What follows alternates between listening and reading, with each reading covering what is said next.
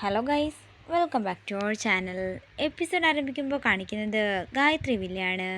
ഓഫീസിലെ ചില പേപ്പറുകൾ ഒപ്പിടിക്കാനായി മാനേജർ വന്നിരിക്കുന്നതാണ് കാണിക്കുന്നത്.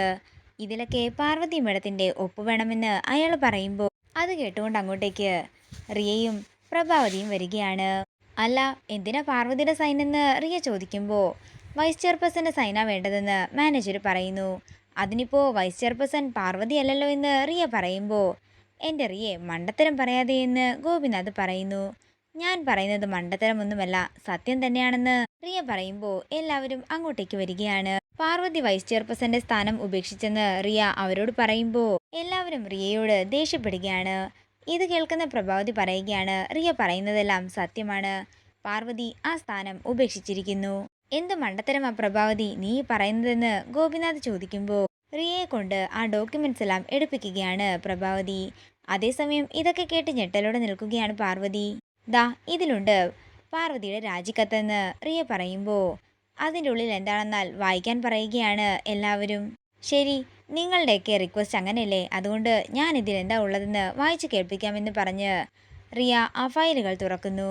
അതിൽ ഇപ്രകാരമായിരുന്നു എഴുതിയിട്ടുണ്ടായിരുന്നത്: ജോലിഭാരം താങ്ങാനാകാത്തത് കൊണ്ട് തന്നെ കമ്പനിയിലെ ചെയർപേഴ്സന്റെ സ്ഥാനം ഞാൻ രാജിവെക്കുകയാണ്. ഇത് കേൾക്കുന്ന എല്ലാവരും ഞെട്ടലോടെ നിൽക്കുമ്പോൾ പാർവതി പ്രഭാവതി തന്നെ ചതിച്ചതാണെന്ന് മനസ്സിൽ ഉറപ്പിച്ചു നിൽക്കുകയാണ്.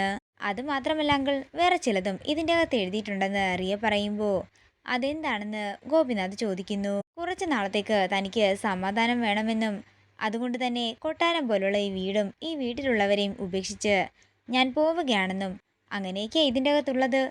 ഇത് കേൾക്കുന്ന എല്ലാവരും ഞെട്ടലോടെ നിൽക്കുമ്പോൾ പാറുവും ആകെ തകർന്നു നിൽക്കുകയാണ്.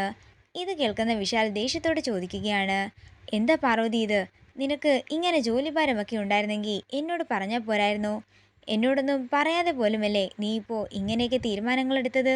എന്തിനാ മോളെ നീ ഇങ്ങനെയൊരു എടുത്തുചാട്ടം കാണിച്ചതെന്ന് ഗോപിനാഥൻ ചോദിക്കുന്നു.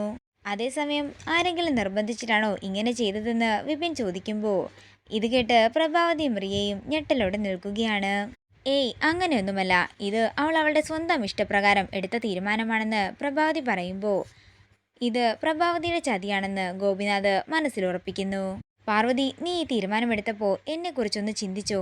നീ ഇല്ലെങ്കിൽ പിന്നെ ഞാൻ എങ്ങനെയാ എന്ന് വിശാൽ ചോദിക്കുമ്പോൾ നിന്നെ ഞാൻ പൊന്നുപോലെ നോക്കിക്കോളാം, നീ എൻ്റെ മോനല്ലേ എന്ന് പ്രഭാവതി പറയുന്നു. ഇല്ലമ്മേ, അതൊന്നും ശരിയാകില്ല. പാർവതി എവിടെയാണോ അവിടെ വിശാൽ ഉണ്ടാകൂ. പാർവതിയോടൊപ്പം ഞാനും ഈ വീട്ടിൽ നിന്നും ഇറങ്ങുകയാണ്. ഇവൾക്ക് സന്തോഷം കിട്ടുന്നത് എവിടെയാണോ അവിടേക്ക് ഞാനും പോകും. ചേച്ചിക്ക് സന്തോഷം കിട്ടുന്നത് ക്ഷേത്രത്തിലാ. ചേച്ചിക്ക് പണ്ട് മുതലേ ക്ഷേത്രങ്ങളിൽ സേവ ചെയ്യാനാണ് ഇഷ്ടമെന്ന് പല്ലവി പറയുമ്പോൾ എവിടേക്കാണെങ്കിലും പാറുവിൻ്റെ കൂടെ ഞാനും പോകുമെന്നും വിശാലും പറയുന്നു. ഇത് കേൾക്കുന്ന പ്രഭാവതിക്കും റിയയ്ക്കും സന്തോഷമാവുകയാണ്. പാർവതി മോളെ, നീ ഇത് സ്വയം എടുത്ത തീരുമാനമാണോ എന്ന് വീണ്ടും വീണ്ടും എല്ലാവരും ചോദിക്കുകയാണ്. അതേസമയം വീട് വിട്ടു പോകരുതെന്ന് ഗാർഗി പാറുവിനോട് അപേക്ഷിക്കുന്നു. വിശാൽ സാറ് എൻ്റെ ഒപ്പം വരണ്ട, വിശാൽ സാറ് ഇവിടെ നിന്നാൽ മതി. ഇത് വിശാൽ സാറിൻ്റെ വീടാണെന്നൊക്കെ പാറു പറയുന്നുണ്ടെങ്കിലും വിശാൽ അതൊന്നും കേൾക്കാനേ തയ്യാറാകുന്നില്ല. നീ എവിടെയാണോ അവിടെ ഈ വിശാൽ ഉണ്ടാകൂ, അതുകൊണ്ട് ഞാൻ എന്താണെങ്കിലും നിൻ്റെ ഒപ്പം വരുമെന്നും വിശാൽ പറയുന്നു. ഗോപിയേട്ടാ, പാർവതി ഒരു തീരുമാനമെടുത്താൽ അതൊരു തീരുമാനമായിരിക്കും. പാർവതിയുടെ വാക്കിന് വിലയുണ്ടെന്ന് ഗോപിയേട്ടൻ അറിയില്ലേ? അതുകൊണ്ട് ഇനിയും ഇവളെ തടുക്കാനൊന്നും നിൽക്കണ്ട, ഇവൾ പോവുക തന്നെ ചെയ്യുമെന്ന് പ്രഭാവതി പറയുന്നു. പാർവതി ഈ തീരുമാനമെടുത്തതിൻ്റെ പിന്നിൽ മറ്റെന്തെങ്കിലും കാരണമുണ്ടെങ്കിൽ പറയാൻ വിപിൻ പറയുമ്പോൾ പാറു പറയുകയാണ്, അല്ല, അതിലെഴുതിയിട്ടുള്ളതെല്ലാം ശരി തന്നെയാ, എല്ലാം എൻ്റെ തീരുമാനങ്ങൾ മാത്രമാണെന്ന് കരഞ്ഞുകൊണ്ട് പാറു പറയുകയാണ്. ഇതോടുകൂടി ഇന്നത്തെ എപ്പിസോഡ് ഇവിടെ തീരുകയാണ്. വീഡിയോ ഇഷ്ടമായെങ്കിൽ മറക്കാതെ ലൈക്ക് ചെയ്യുക, ഷെയർ ചെയ്യുക, കമൻറ്റ് ചെയ്യുക.